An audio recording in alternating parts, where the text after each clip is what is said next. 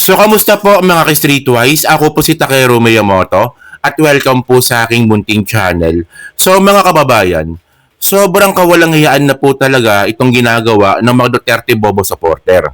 So, parang mga walang spirito na itong mga putang inang mga to no? So, ngayon, ang bago nilang propaganda at bago nilang fake news ngayon, si Ombudsman Rimulya daw po, nasa ospital. At ang pinaka-worst daw ay patay na raw. Okay. So, dito natin makikita no na itong propaganda machine po ng mga Duterte talagang umuusad kasi fake news ng isa pagkakalat po ng lahat. Okay. So, tingnan nyo to Hindi ko napapakita kung sino nag-post nito. Baka ma-promote pa So, sabi niya dito, yan So, meron daw sinugod sa ospital na mataas na opisyal ng gobyerno. Di na namin alam kung ikaw ba yon o hindi. Pero dalangin pa rin namin na sana nga ikaw yon. Ayan, so ganyan yung unang post. Tapos biglang susundan na nito, no? Bakit walang binalita sa mainstream sa isang government official na sinugod sa ospital? Ano yan? Bend the news. Okay, si Boying Rimulya nga talaga ito. Kasi bend the news, di ba? Yung bend the law statement niya sa Senate. Okay?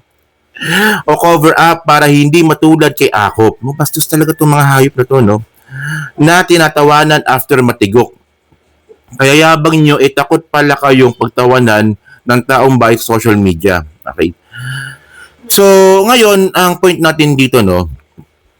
Malalaman po natin na propaganda o talagang utos itong mga ganyang klase mga fake news pag pinagkalat po ito sa mga keyboard warrior. So, nagsimula na po itong trend na to kaninang madaling araw at sigurado po kung ngayong araw po na to, kakalat na po yung balita na si Boying Rimulya po ay patay na. Di ba? So, ito pa yan, no? How true? Boying Rimulya was rushed to the hospital is Taning is calling him. Di ba? Tignan yan, no? So, at least you get the point, no? Okay. Boying is reportedly rushed to the hospital is Romy Akop ito, calling for him. So, whatsoever, no?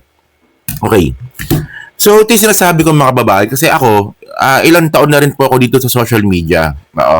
At medyo gamay na po natin yung galawan po ng mga bobong mga DDS po na yan. So, fake news po nila, pagkakalat din po nila, pag na-debunk, mag-move on na lang po sila sa next topic. But another fake news na naman po sila.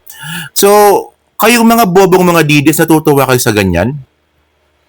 Na pini-fake news kayo, pagkatapos, pag na-debunk, biglang mag-move on na lang. So, ginagawa kayong tanga. Di ba, ang daming beses na po nilang ginawa ito. Ang daming beses na lang ginawa ito. Hindi pa rin nakukuha ng mga DDS na talagang niloloko lang po talaga sila. Well, ang point natin dito, no, talagang, ang point natin dito pala, okay, sige, ito pala. Ang point ngayon natin dito, totoo ba? O, sagutin muna natin yan. Totoo ba na si Ombudsman Rimulya po sa ospital? So, mga kababayan, no, nagtanong-tanong po tayo sa mga kakilala po natin, hindi po. Ang pakakaalam lang po nila, ngayon po, naka-break po ngayon ang ombudsman, matagal na, no, I think, noong December 23 pa ata naka-break yung ombudsman. Oo. So, si Ombudsman Rimulya po ngayon ay nagbabakasyon. Ayun napakasabi po sa akin. So ngayon mga kababayan, no, so ewan ko lang kung papatulan ni Rimulya ito pero sana wag naman sana, no. Kasi mga kababayan, no, ang pinopoint natin dito, tinik po talaga si Boying Rimulya sa mga DDS. Well, nakikita nyo naman minsan, no, na tayo minsan binabatikos po natin si Boying Rimulya sa mga pinagagawa niya minsan. Pero syempre tayo po sumusuporta po tayo sa ombudsman ngayon kasi po tandaan po natin na si Boying Rimulya nga po ang tinik sa mga DDS ngayon. Kasi especially mga kababayan, no, na yung mga kasong final po sa ombudsman ngayon posible nga po mag-proceed. Hindi po katulad ng panahon nga po ni pangalan nung dating Martires. Oo, ni Martires dati na tinatago lang po yung mga kaso sa mga Duterte. So ngayon mga kababayan, no, di ba alam naman po natin na may kaso po nakabinbin po ngayon kay Sara na dito nga po tungkol nga sa confidential fund at dito po ay nakafile po sa ombudsman po ito. And besides mga kababayan, no, makikita naman po natin na talagang galit na galit ang mga Duterte dyan sa mga Rimulya po na yan. Kasi nung itong si Boying Rimulya pa nga po hindi pa nga na-appoint bilang ombudsman, pinipigilan na po ito ng Duterte camp. Especially nga po nito ni Amy Marcos. O, di ba? So, at syempre mga kababayan, no, gustong-gusto po talaga nilang matanggal yan si Rimulya at all cost. Ano ba naalala nyo po, di ba? Meron pong binigay nga po na info itong si Pebbles Conanan. Si Mami Pebbles, di ba? Na isa po talaga sa mga agenda ngayon ng Duterte Camp, ipatigok po si Rimulya at saka si PBBM. So, no wonder no kung maglalabas sila ng ganyang klase mga propaganda na na-hospital na si Boying Rimulya or na natigok na si Boying Rimulya.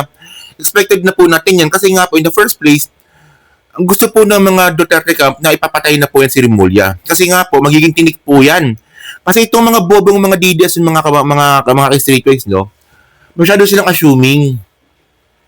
Diba, sure na sila na si Sara Duterte po ay magiging presidente sa 2028. Ngayon, mga assuming yung mga putang inang yan Ngayon, pag si Sara Duterte nga po magiging presidente, ang problema nga daw nila, si Boying Rimulya pa rin daw po yung ombudsman. So yan ang problema nila. Kaya kailangan po nilang gawan po ng paraan para matanggal nga itong si Boying Rimulya. Okay. So at least you get the point, no? You get the point. And then, alam naman po natin mga kababayan, no, na hindi naman po tinago ni Boying Rimulya yung kanyang kalusugan. 'Di ba? Alam po natin yung nangyari po sa kanya. So sinabi niya nga po ito sa isang interview nga po kay Corina Sanchez, no, na itong si Ombudsman Boying Rimulya pala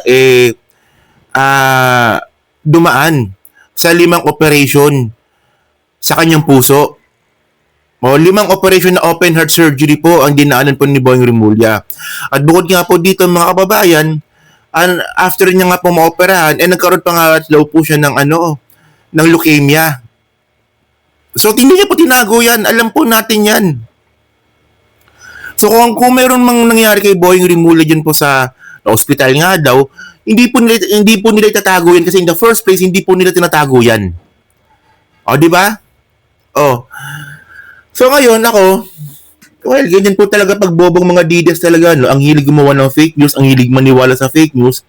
At kahit po nakatangahan na po yung sinasabi, lulunukin na lang po nila yan kasi nga po, Duterte mentality po Di ba?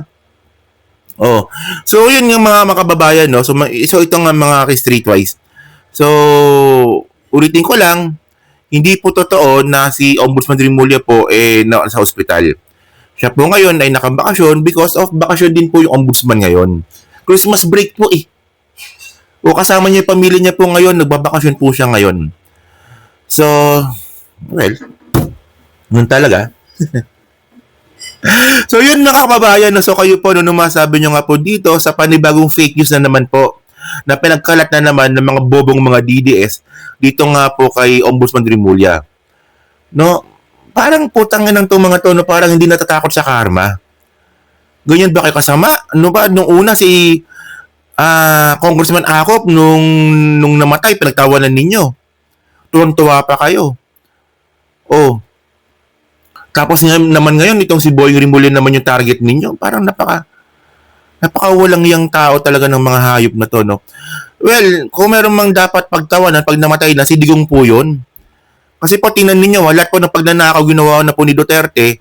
At mga kababayan, di ba? 30,000 po yung pinapatay ni Digong. O kung meron man tao na dapat pagtawanan, pag po namatay, si Digong po yun.